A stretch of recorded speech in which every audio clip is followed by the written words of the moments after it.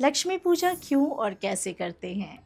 हर साल दिवाली पे हम लक्ष्मी जी की पूजा करते हैं, पर क्या आपने कभी सोचा है कि ये रिचुअल्स हम क्यों फॉलो करते हैं? क्या ये सिर्फ एक ट्रेडिशन है या इसके पीछे कोई डीपर रीजन है?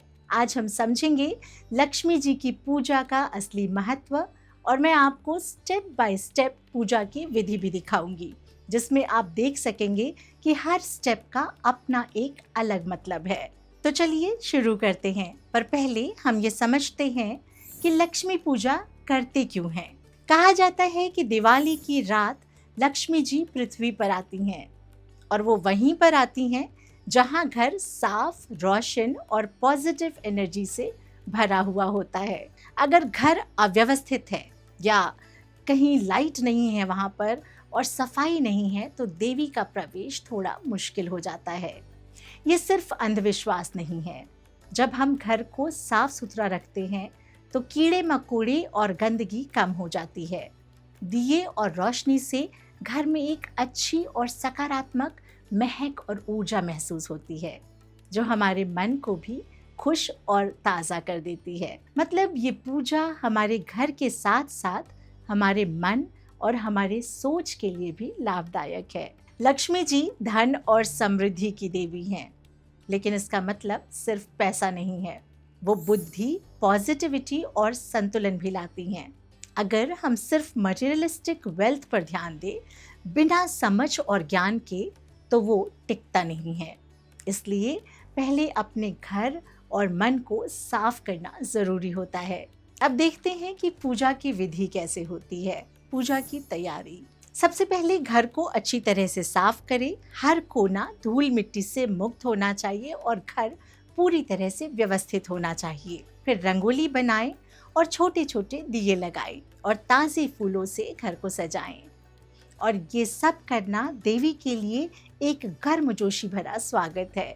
जैसे हम अपने मेहमानों के लिए करते हैं, उनके लिए हम घर को सजाते हैं, ठीक वैसे ही रंगोली और रोशनी के पीछे भी एक साइंस है। उज्जवल और रंगीन एनवायरनमेंट से हमारे मन में खुशी और उत्सव आता है, जो त्योहार की भावना को और भी अपलिफ्ट करता है। दिवाली के फेस्टिव एनवायरनमेंट में ये छोटे छोटे एक्शंस हमारे दिमाग को खुशी और संतोष देने में मदद करते हैं।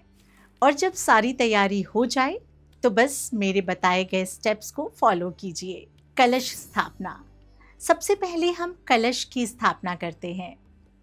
कलश में पानी, आम के पत्ते और नारियल रखते हैं। ये 5 तत्वों का प्रतीक है: पृथ्वी, जल, अग्नि, वायु और आकाश। इससे हम मानते हैं कि जीवन में संतुलन और सामंजस्य होना चाहिए। तांबा और पीतल का कलश यूज करना अच्छा होता है, क्योंकि ये प्राकृतिक रूप से शुद्ध रहता है और पूजा के समय पवित्रता को बनाए रखता है। तो इस तरह से हम कलश को स्थापित करते हैं और हम देवी के पास इसको रखते हैं। कलश को स्थापित करते समय ध्यान रखें कि वो पूरे पूजा के केंद्र में हो, जैसा कि आप यहाँ देख सकते हैं। इसका मतलब है कि जीवन की हर चीज, धन हो या बुद्धि, एक मुख्य केंद्र के चारों तरफ संतुलित रहे। अब हम गणेश जी की पूजा करते हैं। गणेश जी की पूजा सबसे पहले इसलिए करते हैं क्योंकि ज्ञान और बुद्धि के बिना धन टिकता नहीं है, और गणेश जी बाधाएं दूर करते हैं और हर काम की शुभ शुरुआत गणेश जी से ही होती है। तो दिवाली की पूजा में भी गणेश जी और लक्ष्मी जी दोनों होते हैं, जो ये दिखाते हैं कि ज्ञान के बिना समृद्धि अधूरी है। अब हम लक्ष्मी जी का स्वागत करते हैं। दिए जलाते हैं और उन्हें निमंत्रण देते हैं। दिए की लौ एक प्रतीकात्मक ऊर्जा बनाती है।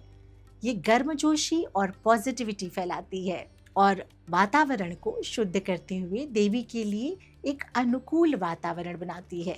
दिए की रोशनी का सिग्निफिकेंस ये भी है कि प्रकाश हमेशा अंधकार पर विजय पाता है।